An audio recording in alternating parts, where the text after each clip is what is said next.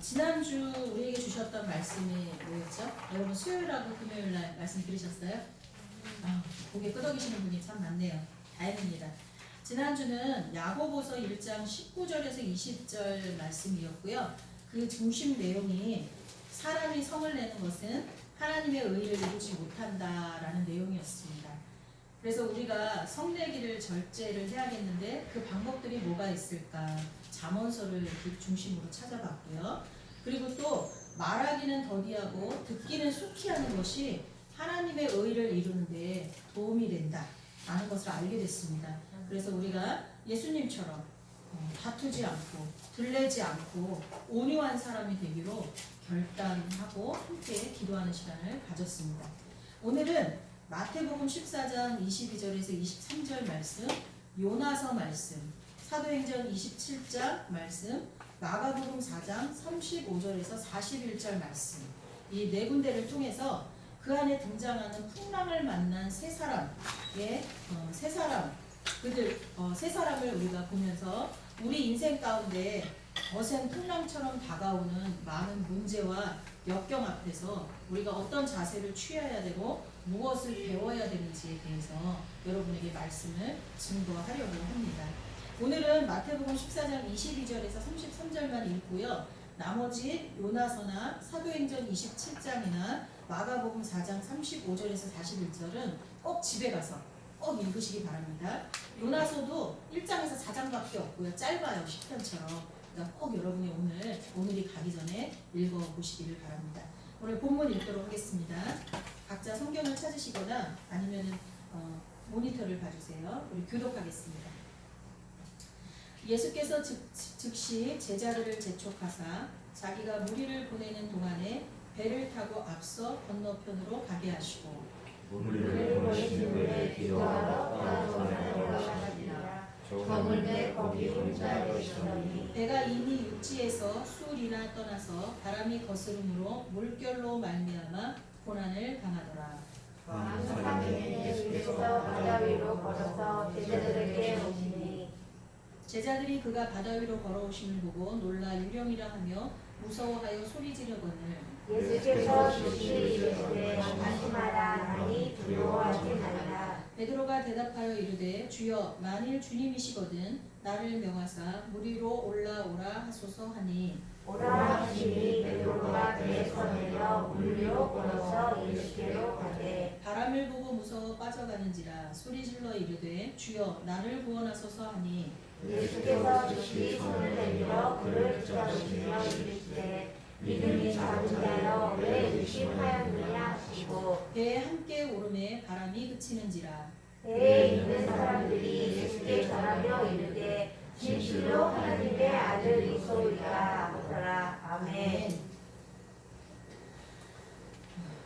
우리는 살아가면서 상상도 해본 적이 없는 일이나 감당할 수 없는 일을 감당할 수 없을 만큼 버거운 일을 만날 때가 있습니다. 지금 여러분의 상황은 어떻습니까? 예를 들어보면 요즘 유행하고 있는 코로나 사태라든가 또 얼마 전에 몇 번에 걸쳐서 왔던 태풍 그리고 산불 그리고 상상도 할 수 없었던 교통사고 이런 것들을 통해서 우리가 가족이나 재산을 잃어버리게 되는 그런 경우만입니다. 그거 외에도 또 부도가 난다거나 사기를 당한다거나 제가 얼마 전에 얘기했죠. 보이스피싱으로 엄청나게 큰 돈을 자기의 유산 전체를 잃어버린 여자에 대해서 소개한 적이 있습니다. 그런다거나 직장을 잃게 된다거나 아니면은 갑자기 병이 난다거나 하는 그런 경우만입니다. 내가 예측할 수 없었던 생각할 수 없었던 그런 어려운 일들 정말 갑자기 찾아온 풍랑 같은 그런 일들이 있을 때 우리는 어떠한 마음을 갖게 됩니까? 왜 이런 일이 나한테 일어났을까? 이런 생각을 하지 않습니까? 근데 이런 엄청난 고난의 일들은 하나님을 믿는 우리에게는 예외다라는 경우가 없습니다. 여러분 출애굽 당시에 이집트에 내려졌던 10가지 재앙을 아시지요? 그 10가지 재앙 가운데 네 번째 재앙이었던 파리 재앙은 하나님께서 이스라엘 백성들이 살고 있던 고센 땅을 제외시키셨습니다. 그리고 또 5번째 재앙인 가축에게 들리는 돌림병도 이스라엘 백성의 가축에게는 예외를 시키셨어요. 구별하셨어요. 그리고 또 우박 재앙이라든가 흑암 재앙 같은 것들도 이스라엘 백성은 예외가 됐어요. 구별됐어요. 그리고 그 중에서도 내가 이스라엘 백성은 아니지만 하나님이 그 앞에 행하셨던 일들을 보고 너무나 무서워가지고 이스라엘 백성을 따라서 했던 사람들은 구함을 받았어요. 근데 하나님을 안 믿지만 진짜 하나님은 살아계신가 봐. 저들이 믿는 하나님은 살아계신가 봐. 지금 되어지는 형편을 보니까 이거 이스라엘 백성 따라해야 될 것 같아. 그래서 그냥 무작정 따라했던 사람들은 살았어요. 그리고 마지막 10번째, 첫 것은 다 죽는, 짐승도 그렇고 사람도 그렇고 장자, 첫 번째 난 것은 다 죽는 그 재앙에서도 이스라엘 백성들을 따라서 양을 잡고 문설주와 임방에 피를 바르고 그 안에 몰래 숨어 있었던, 그리고 거기서 함께 먹고 숨어 있었던 사람들은 이스라엘 백성이 아니어도 구원을 받았어요. 그래서 이스라엘 백성이 출애굽할 때 중다한 잡족이 그들과 함께 했다고 성경에 기록되어 있거든요. 이렇게 그리스도인들과 또 그리스도인은 아니었지만 하나님을 무서워하고 하나님 말씀에 순종했던 사람들은 예외로 하는 그런 고난이 있을 수도 있지만, 그런 특별한 경우에 대부분은 그런 고난들은 그리스도인이나 비그리스도인이나 함께 옵니다. 만약에 그렇지 않다면 고난이 유익이라는 말을 성경에 기록하지 않았을 겁니다. 그리스도인은 절대로 고난을 당하면 안 되죠. 근데 그렇지 않아요. 우리에게도 고난이 올 수 있다. 문제와 역경이 찾아올 수 있다는 거예요. 고통과 슬픔, 갑자기 찾아오는 풍랑 같은 불행은 누구에게나 올 수 있습니다. 성경에도 풍랑을 만난 각기 다른 세 사람의 이야기를 찾아볼 수 있습니다. 이들을 통해서 우리는 오늘 풍랑을 만나게 되는 이유라든가 과정이라든가 결과 등을 살펴보려고 합니다. 그리고 우리가 그러한 풍랑 같은 고난 앞에서 어떠한 자세를 취해야 될지를 우리가 오늘 생각해 보도록 하겠습니다. 먼저 요나를 보겠습니다. 요나서 1장에서 4장까지를 잘 보면 요나가 어떻게 풍랑을 만났고 풍랑 속에서 어떤 일들이 일어났고 그 결과가 어땠는지 우리가 알 수 있습니다. 요나는 선지자였는데 하나님의 명령으로 이스라엘을 점령하고 있던 아수르의 수도 니느웨에 가서 회개하라! 이렇게 외쳐야 되는 사명을 받았습니다. 근데 요나는 아수르 사람들이 싫었어요. 우리가 일본 사람을 싫어하는 것과 똑같죠.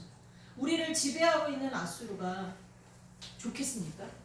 그래서 요나는 하나님을 피하여서 하나님을 등지고 니느웨가 아니라 그 반대 방향인 다시스로 가는 배에 올라타게 됩니다. 그리고 거기서 풍랑을 만납니다. 요나는 하나님의 명령이 부당하다고 생각했습니다. 자신들을 괴롭히는 아수르, 그 당시에 히브리뿐만 아니라 주변의 여러 나라들을 정복하면서 자신들의 세력을 확장해 갔던 그런 무자비한 아수르, 그 아수르가 혹시 내가 회개하라고 외쳐서 그들이 회개를 하면 분명히 사랑이 많으신 하나님은 그들을 용서해 주실 거야. 이렇게 될 결과가 싫었어요. 그들은 그대로 망해버렸으면 좋겠는 거예요. 요나의 입장에서는 하나님의 계획이 결코 옳은 것이 아니었어요. 요나는 옳고 그름을 자신이 판단했어요. 하나님의 말씀이 기준이 아니라 자신의 생각이 기준이 되어서 결국 선택을 하게 됐어요. 그러나 하나님의 개입으로 그는 결국 풍랑을 만나게 됐고요. 또 요나가 만난 풍랑은 하나님께 대한 불순종으로 인해서 만나게 된 풍랑이었습니다. 우리도 때때로 하나님의 말씀에 불순종해서 우리 자신의 판단으로 선택하고 살아가다가 하나님의 채찍을 맞을 때가 있습니다. 그럴 때는 요나의 경우를 살펴보시기 바랍니다. 내 앞에 닥친 고난과 역경이 아무리 생각해도 내가 뭔가를 하나님께 잘못해서 그런 것 같아 라는 생각이 요만큼이라도 들면 빨리 요나서를 읽으면서 요나의 경우를 살펴볼 수 있기를 바랍니다. 풍랑을 만난 요나는 어떻게 됐습니까? 요나는 풍랑을 만나게 된 것이 자신 때문이라는 걸 알게 됐습니다. 그래서 기꺼이 자신을 바다에 던지라고 함께 탄 사람들에게 말합니다. 그는 자신의 불순종의 책임을 자신이 지려고 했습니다. 만약 그가 바다에 던져져서 그렇게 그냥 죽었다면 그는 예수님을 판 가룟 유다와 같은 존재가 됐을 것입니다. 얼마나 무섭습니까? 요나가 만약에 바다에 던져져서 그대로 죽었다면 그는 하나님을 던지고 하나님을 배신하고 불순종한 사람으로 끝입니다. 우리는 우리의 죄를 내가 책임질 수 있다고 생각을 합니다. 그러나 그럴 수 없어요. 그것은 착각입니다. 내가 내 죄를 책임지려고 할 때는 곧 파멸이고 멸망이고 지옥행입니다. 우리의 죄를 책임지고 해결하실 수 있는 분은 오직 예수 그리스도뿐입니다. 내 죄를 내가 책임질 수 없어요. 오직 예수 그리스도만이 나의 죄를 온전히 감당해 주실 수가 있습니다. 그래도 이 요나는 다행히도 하나님께 구원을 받았습니다. 그대로 징계받은 게 아니라 구원을 받았어요. 하나님이 미리 준비하신 커다란 물고기 뱃속에 들어가서 3일 동안 그 물고기의 소화에게도 녹아버리지 않고 녹아서 없어지지 않고 3일을 버티다가 물고기가 육지에다가 요나를 토해버리니까 살게 됐죠. 그래서 요나는 하나님의 은혜로 자신에게 주어진 사명을 마지막까지 감당하게 됩니다. 물론 요나서를 가만히 읽어보면 니느웨는 사흘길을 다닐 만큼 넓은 성이라고 했는데 딱 하루만 합니다. 하루만. 그러니까 하나님 명령을 죽다 살아났으니까 처음 마음은 그 물고기 뱃속에서 요나가 기도하는 걸 보세요. 구구절절 얼마나 간절한지 몰라요.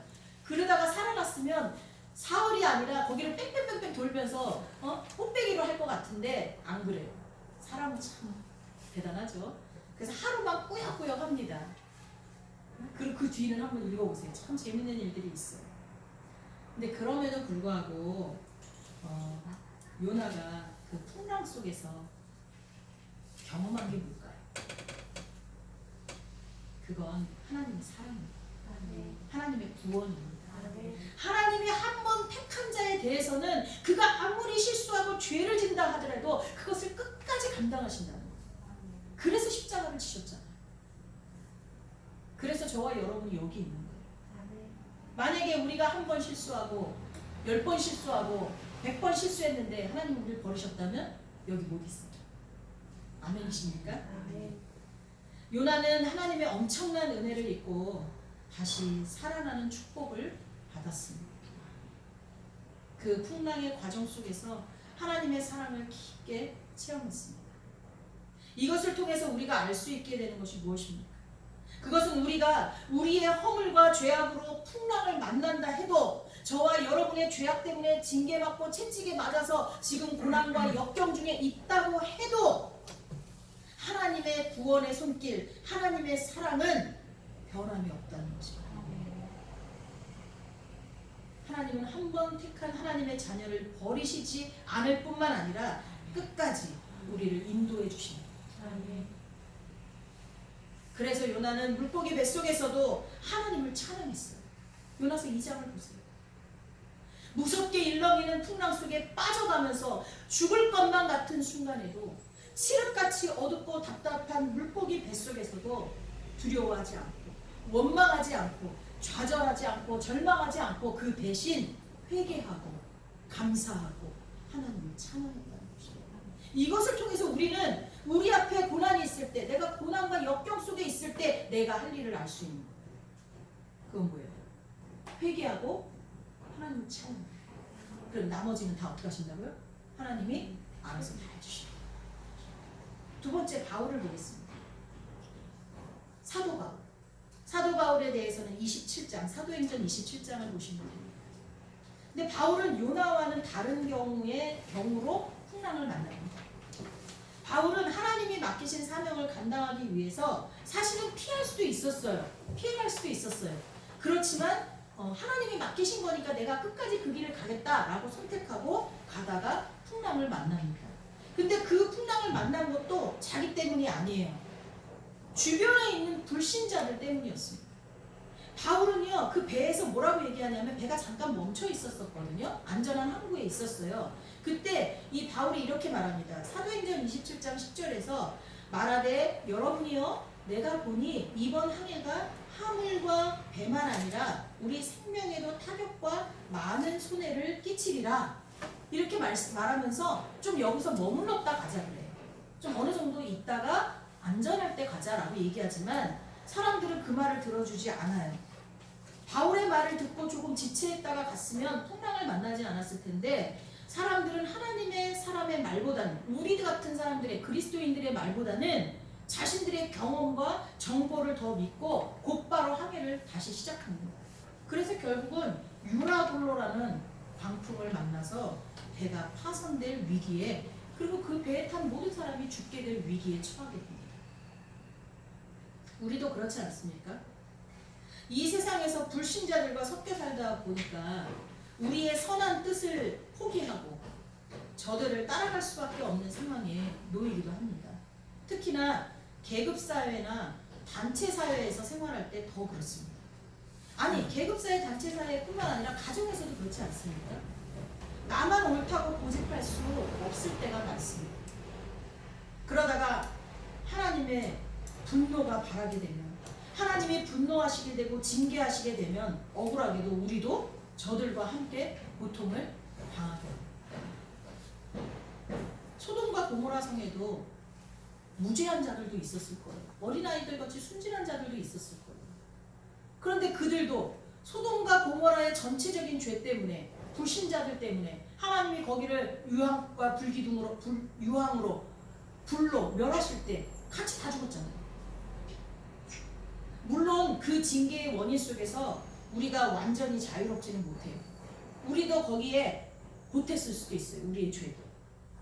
그런 경우를 제외하고라도 나 아는 다른 사람들 때문에 가령 가족이나 친구, 동료, 성도들, 이웃들 또 어떤 때는 내가 일면일식도 없는 묻지마 범죄같이 내가 알지도 못하는 어떤 이들 때문에 우리가 엄청난 고통을 당할 때가 있습니다. 이럴 때 여러분 바울을 생각해 보시기 바랍니다. 바울은 두려워하지 않았습니다. 하나님이 자신을 로마로 보내신다는 확신이 있었습니다. 하나님이 자기에게 사명을 맡길 때는 그것을 끝까지 감당할 수 있는 힘과 환경을 주실 거라는 것을 믿었어요. 그래서 그는 죽지 않고 살 것이라는 것을 믿었기 때문에 담대히 기도했고 하나님의 응답을 받았습니다. 그 응답이 사도행전 27장 23절에서 25절에 나오는데 이렇게 말씀하십니다. 내가 속한 바 곧 내가 섬기는 하나님의 사자가 어젯밤에 내 곁에 서서 말하되 바울아 두려워하지 말라. 내가 가이사 앞에 서야 하겠고 또 하나님께서 너와 함께 항해하는 자를 다 내게 주셨다 하였으니 그러므로 여러분이여 안심하라. 나는 내게 말씀하신 그대로 되리라고 하나님을 믿노라. 이렇게 말씀하셨어요. 우리 교회 어떤 집사님이 따님과 함께 비행기를 타면 비행기가 아무리 흔들려도 두렵지가 않대요. 나는 내 죄 때문에 죽을 가능성이 좀 있지만 내 딸을 하나님이 지키실 거라는 확신이 들어서 내 딸로 인해 이 비행기는 안전하리라. 이렇게 생각을 하신다는 집사님이 계셨어요. 믿는 믿음이 있는 거죠. 이 바울이 그런 응답을 받은 거예요. 자기로 인해서 그 배에 탄 모든 사람들이 살게 될 거라는 응답을 받았어요. 결국 바울이 믿고 선포한 대로 또한 하나님이 바울에게 약속하신 대로 그들 중 한 사람도 죽지 않고 276명 정원이 살아서 근처에 있었던 멜리데 섬에 무사히 도착하게 됩니다. 그리고 그 섬의 주민들에게 환대를 받고 거기서 쉬다가 이제 로마로 다시 항해하게 되고 결국은 하나님 말씀하신 대로 가이사 앞에 서게 됩니다. 우리는 바울과 같은 존재가 되어야 합니다.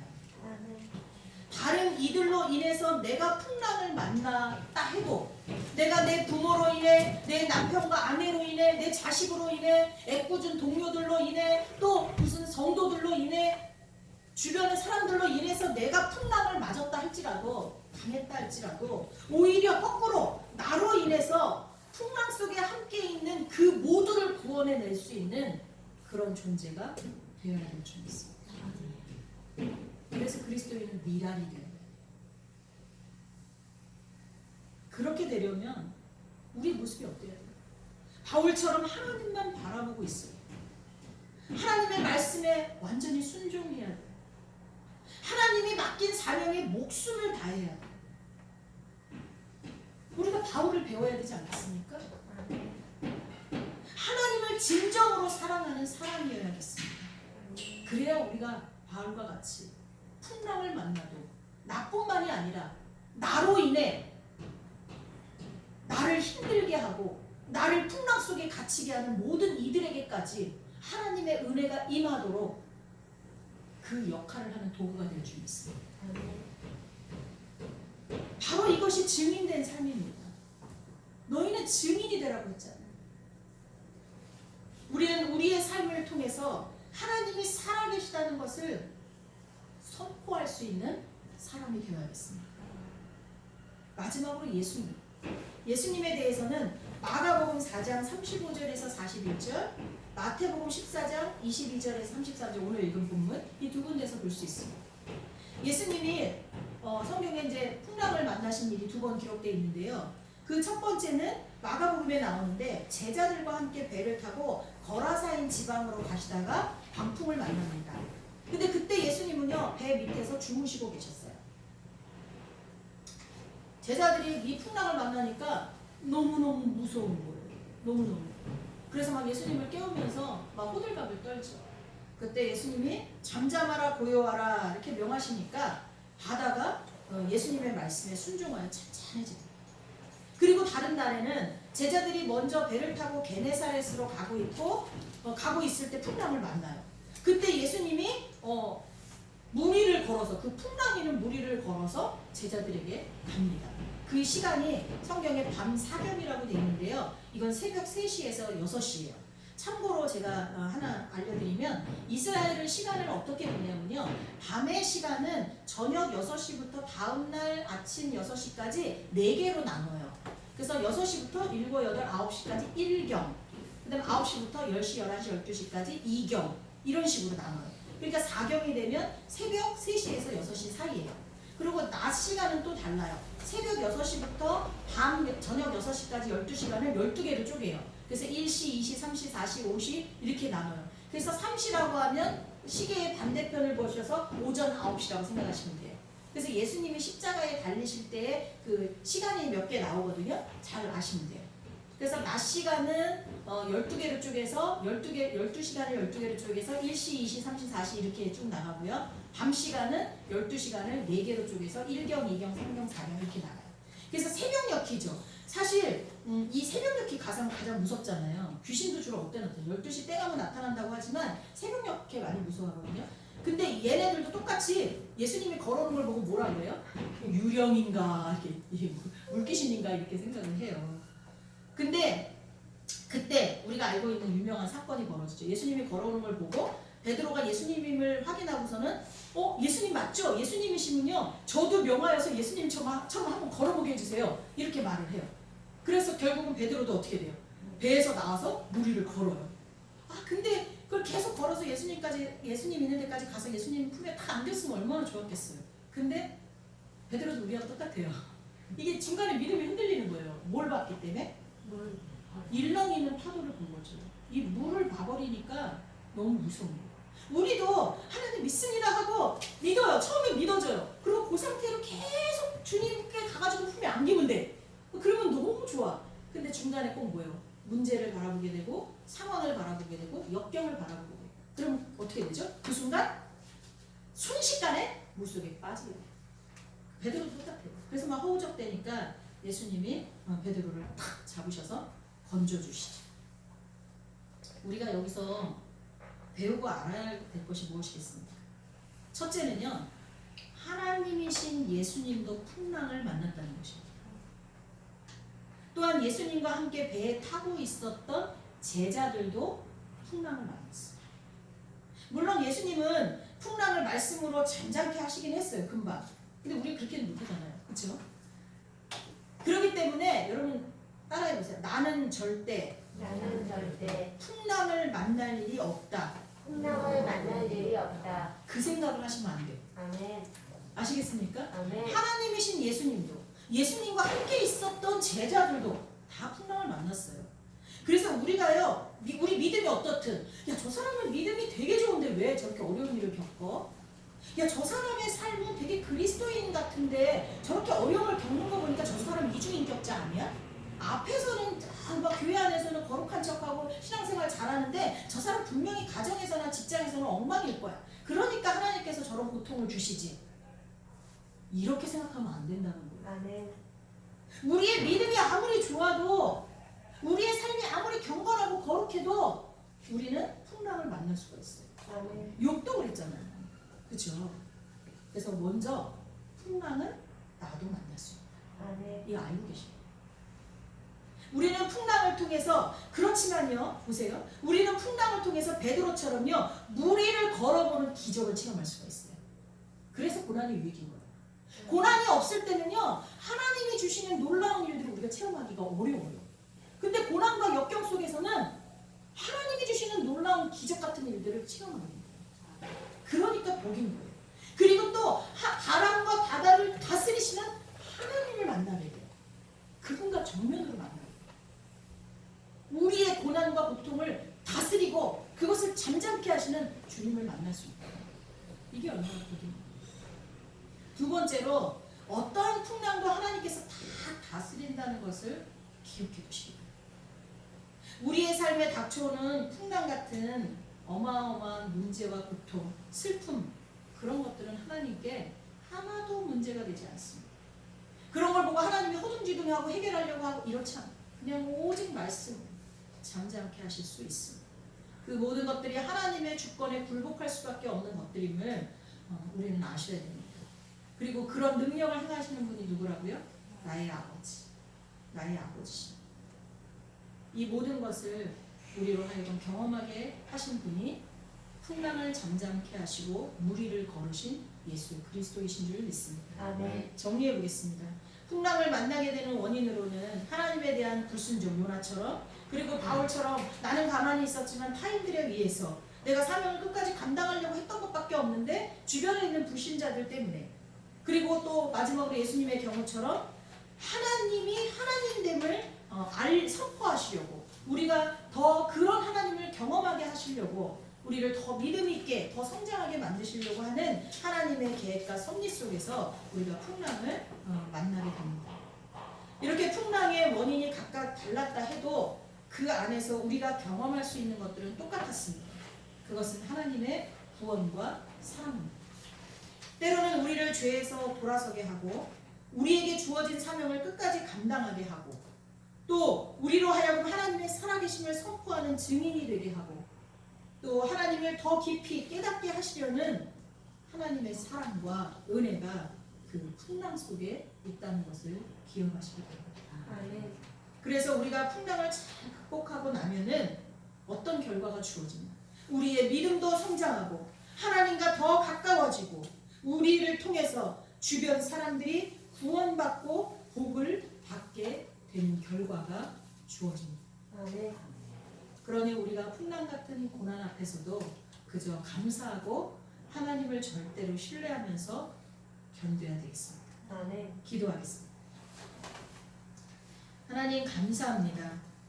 마귀에게 끌려가고 있던 우리들을 건져서 구원해 주신 것 너무나 감사합니다. 아멘. 또한 우리 앞에 닥친 크고 작은 풍랑 앞에서 예수님과 요나와 바울을 만나게 하시니 감사합니다. 아멘.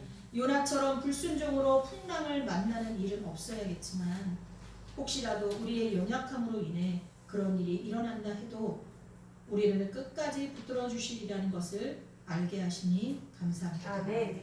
하지만 바울처럼 풍랑 앞에서도 담대하고 주변 사람들을 구원으로 이끌 수 있는 그리스도인이 되기를 더욱 원합니다. 아멘. 그리고 예수님처럼 날마다 하나님의 능력을 경험하고 나타내는 성도가 되기를 소원합니다. 아멘. 하나님의 은혜로 응답하여 주옵소서. 아멘. 예수님의 이름으로 기도합니다. 아멘. 아멘.